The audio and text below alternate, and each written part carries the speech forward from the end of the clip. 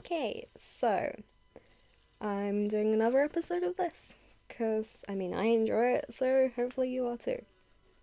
I'm doing another team match because I think they're just a little more rewarding, unless your teammate loses and then instantly leaves and you're left to inevitably fail.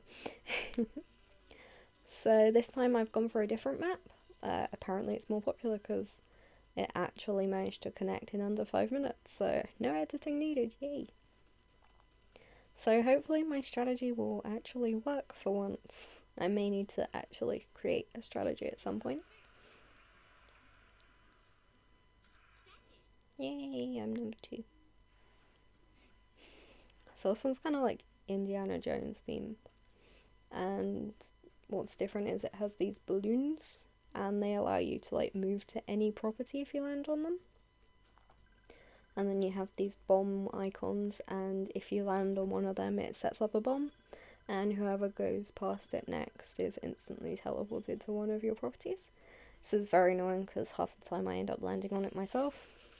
I don't lose anything, but I don't really gain anything. So I've opted to have the system sounds on, just because I think it gives you something to listen to when I'm not talking, and also just because, I don't know, they bothered to put sounds in, so I might as well.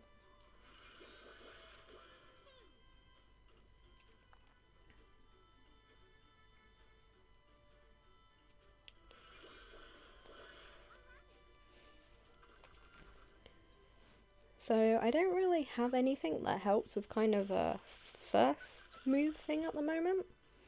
The one I was using was only for if there are ghost towns, and not every single map has that, so I wanted to avoid relying on it.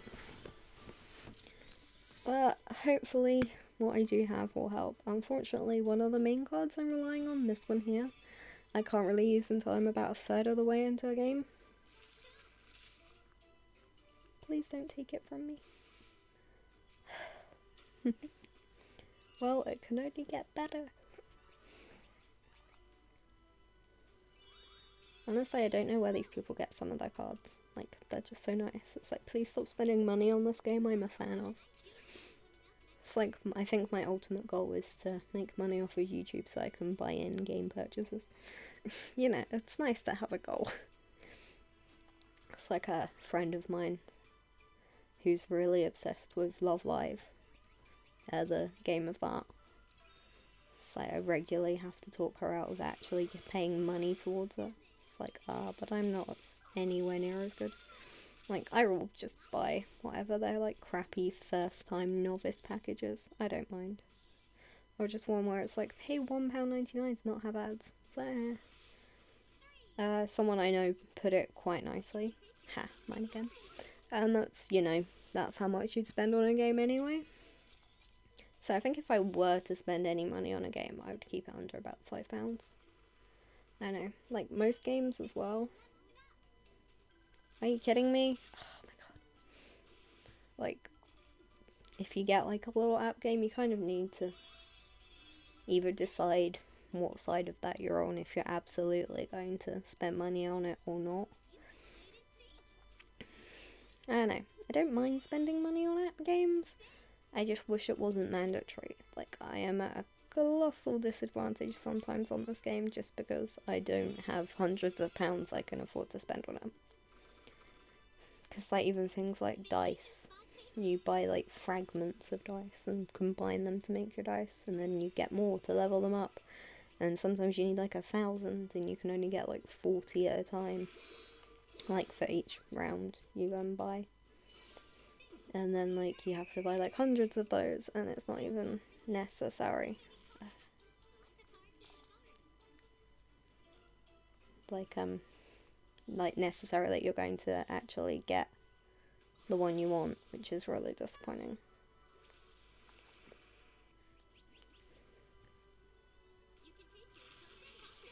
I don't know if that was strategic or not. I'm gonna pretend it was. But yeah, so you spend all that money, and literally it's the most annoying thing ever, because depending on your dice, depends on what chance you have on actually getting it, with the little thing that appears here. So even if you have like a 50% chance, it's still between three numbers. It's Unlucky. Yawn.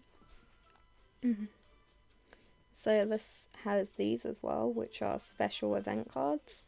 They're just kind of reskinned versions of other cards that are maybe a bit weaker or a bit different. And they can be useful, but I find generally they're quite weak. I mean, if you start having like 6-star cards, then you don't really want them. So there's another thing in this game, which are goods. And that's what that effect just then was. So with goods, they do random things. Oh god. Phew.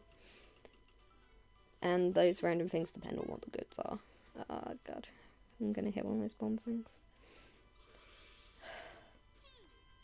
Please put me somewhere nice. That's not terrible. Let's try and get a gnome bomb. My god. So there goes my luck.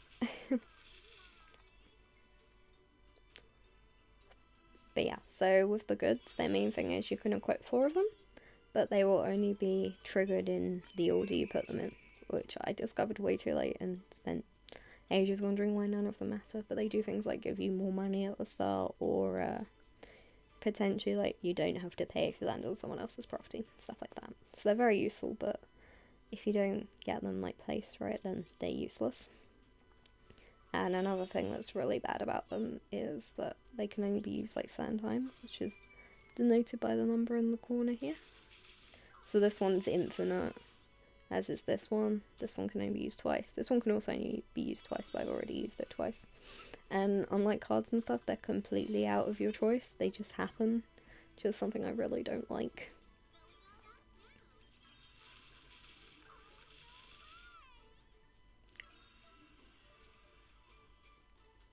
I mean, at least cards make you feel like you're having some kind of strategy, and it's not entirely based on luck. Oh dear. Am I gonna get abandoned again?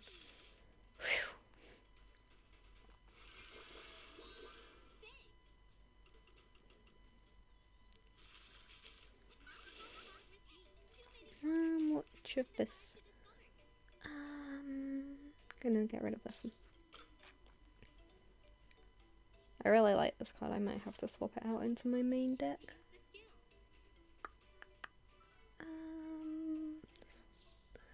Hopefully I don't have a full set, which is unlikely because I don't have the luck.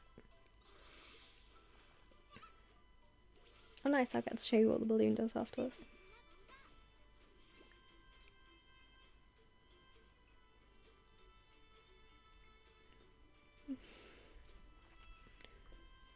So these people are all quite high level. You actually have levels as a character, like as a player. And it's not necessary that it reflects how good you are, but it's done purely by you get like, I think it's like 10 XP per game, whether you win or lose. So you know, you'd think someone who's played like 1,000 games would be slightly better than someone who's played like 10. But that's not always the way. Sometimes people just buy their way into the game, which makes them really good at it. Doesn't matter how many years of your life you wasted.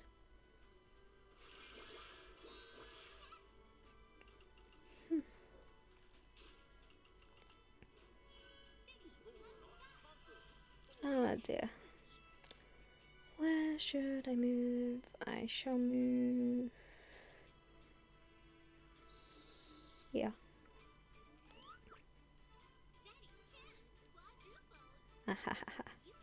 So this is a tactic I use a lot because it just means I can instantly decimate them half the time. Please, for the love of God, just leave. So hopefully this will be one of the times where I miraculously turn it all around and go on to win. But somehow I doubt it, because the game has a tendency to suddenly decide you don't want to get any of the numbers you want and you're going to fail. I mean, I'm sure it's not entirely coincidental. I'm sure the game does have somewhere in its programming the means to completely screw you over. Or maybe I'm just bitter. Who knows? That's not good. So anytime anyone passes this, then the amount it charges when you land on it goes up. I don't know, I'm doing okay so far. I can use this next turn, turn after next as well, and hopefully that will destroy one of them. I just need to hope they actually land on my buildings. That's like the main flaw. Oh dear. Okay. So with this, if you find it, you just get a bonus to your properties. But it's pretty damn high. Ugh, God. Please. Oh no. No one. Damn it, everyone. I think I prefer it when everyone loses. Please don't have anything that pulls me onto your property. I'm gonna have to use very small movements because if I land on any of their properties, I'm screwed. Of course, that's all up to the game. So close.